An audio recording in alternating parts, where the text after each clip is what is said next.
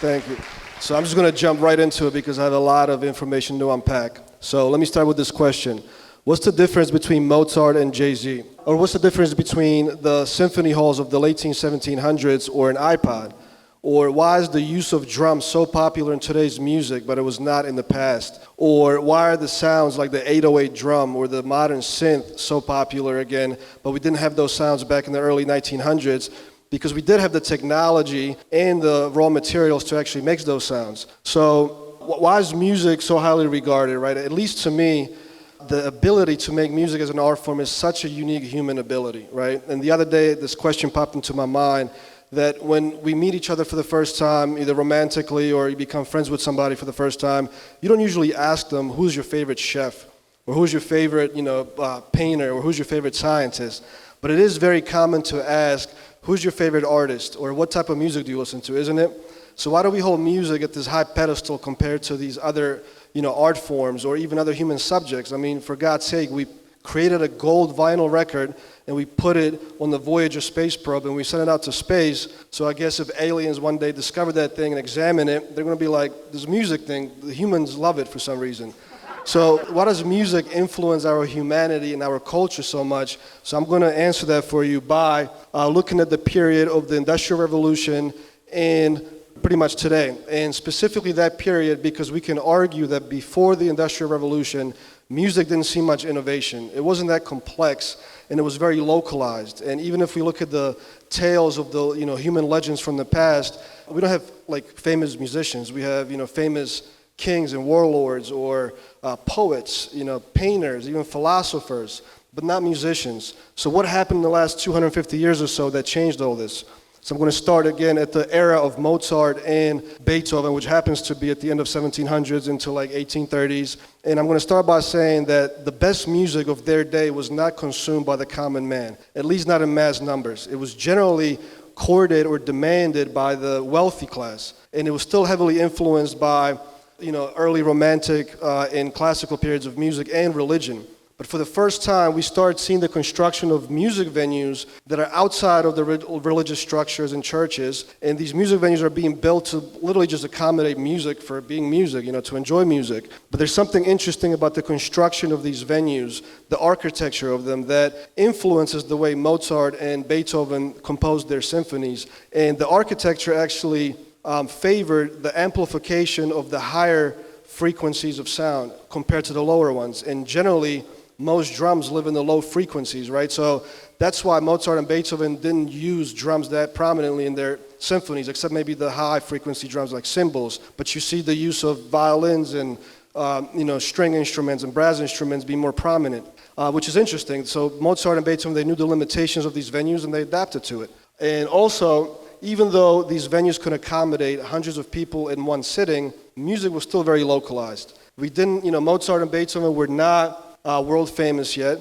but that's going to change pretty soon because of course the Industrial Revolution sparks technology, innovation on the mass scale. So in the mid 1800s, the first phonograph is invented, and for the first time in our human civilization, we're able to capture freely flowing sound waves through the air and record them. However, we're not able to play them back yet until 20 years later, 1877. Actually, thanks to Thomas Edison. He seems to come up a lot at these talks. He invented the first phonograph, which is that funny-looking cylinder with like a horn thing attached to it, which later becomes known as the gramophone as well. 10 years later, 1887, we have the vinyl disc that's being invented. And for the next 2 decades, these two technologies battle it out.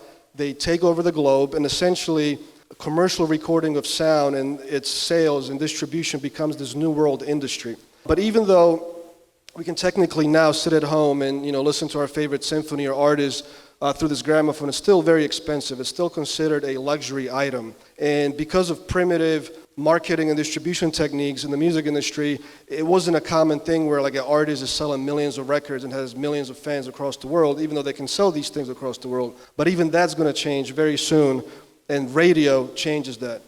So, early on, sports programming and news are more popular on the radio, but by the 1950s, when the radio becomes a common piece of tech in everybody's home, the consumption of music or music programming takes over. Not only that, the improvement of technologies, recording technologies, and playback technologies can now record drums at a higher fidelity, at a higher quality for the first time. And because of that, that increases the tempo of our music, the BPMs, right? So genres like swing and early jazz and rock and roll emerge, and a lot of music historians argue that now, because the use of drums is becoming popular due to this technology improvement, these new genres emerged, and people are dancing, going crazy to music, and not just the technology, but other human concepts like democracy and capitalism, and the fact that we're more bold, more expressive as a culture, and less bound by rules. All of this influences these new genres of music that are just exploding, right? So what happens when you have this huge demand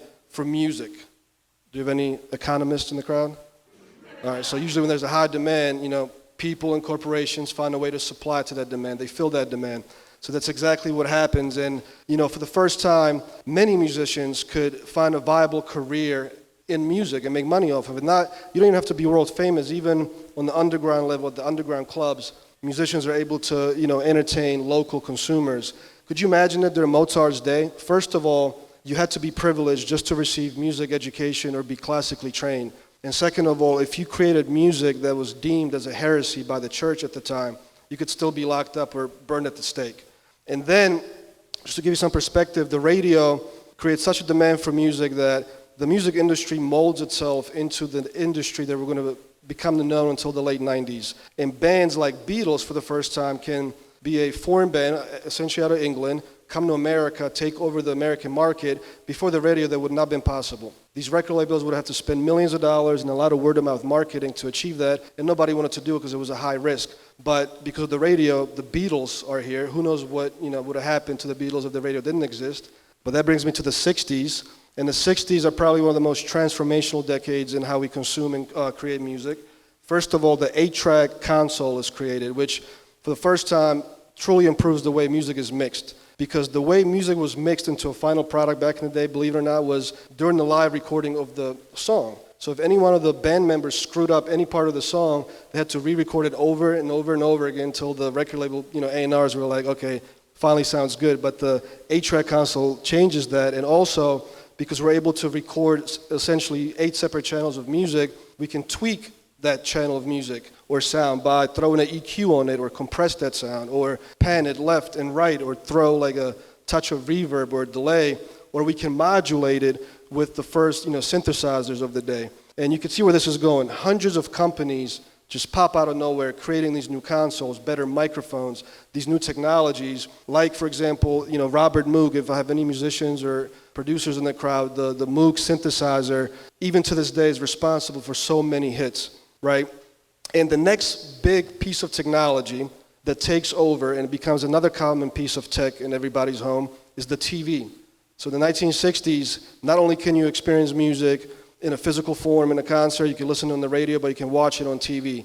But even though this option exists, the concert technology also takes it to the next level. And in 1969, Woodstock happens. 500,000 people were accommodated at this venue, right? And essentially, they were able to get a similar sonic experience, all of them, all 500,000 people. Could you imagine that during Mozart's day? Just to give you some perspective, Mozart, he lived in Vienna during his major years of, when he was composing and living there. Vienna at the time only had 200,000 people in population, just to give you some perspective.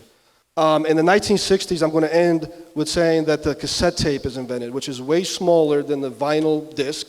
And of course, we have to figure out how to put it in our vehicles. So we put it in the vehicle in 1968, and now we can listen to our music, favorite music in the car, in a concert venue, on TV, on the radio. I mean, the options are getting endless, right? So let me take you to the 70s, which the introduction of microprocessors in pretty much all consumer electronics starts taking over, and it brings us to the digital age of music. So in 1976, the first digital album is recorded and released. And matter of fact, the first Walkman is released in 1979 in Tokyo. Does anybody still have a Walkman? Awesome. I actually still have mine from when I was a teenager in the 90s. But so now everything's getting smaller, easier to access, the technology is improving the quality and all this type of stuff. So of course new genres of music again emerge in the 70s like hip hop and disco. And what's interesting about those two genres is that the DJ, which did exist in the 50s, But the DJ is now taking a whole new form. It's transforming the way music is delivered because the DJs chop up the music, they mix it, and there's millions of people craving this new experience, right? So the DJ, as is known today, wasn't really a thing before the 70s.